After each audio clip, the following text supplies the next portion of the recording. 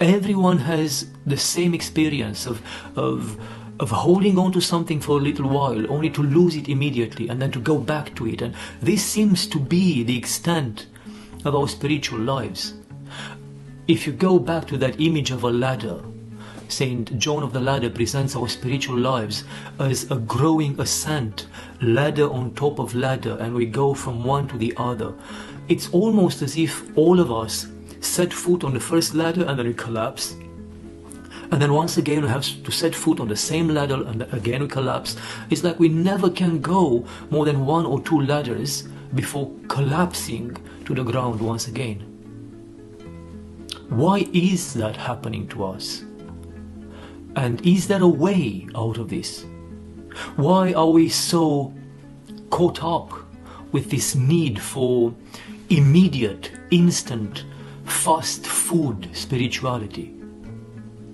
And why are we so reluctant to give ourselves entirely to the type of spirituality that Christ is teaching us, that the fathers have kept for us from the very beginning, from the generation of the Holy Apostles all the way to today?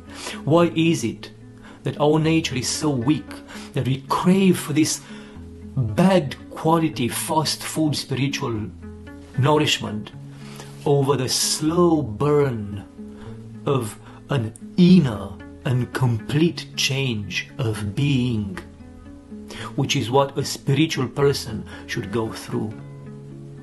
And it is all down to our lack of faith, our lack of patience and judgment.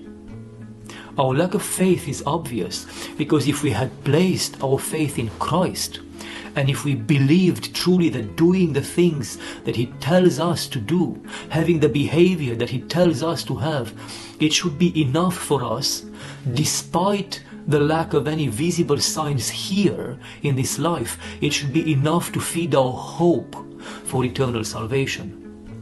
And instead of that, we all behave like Thomas. We all need to touch. We all need proof.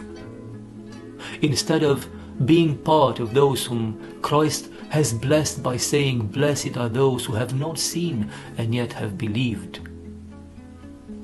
When you need proof that what you do is the right thing, when you need to see an instant flower, an instant fruit of your spiritual struggle in order for you to carry on, in order for you to continue this process of transformation, then you should know that that's a sign that your faith is not fully on Christ.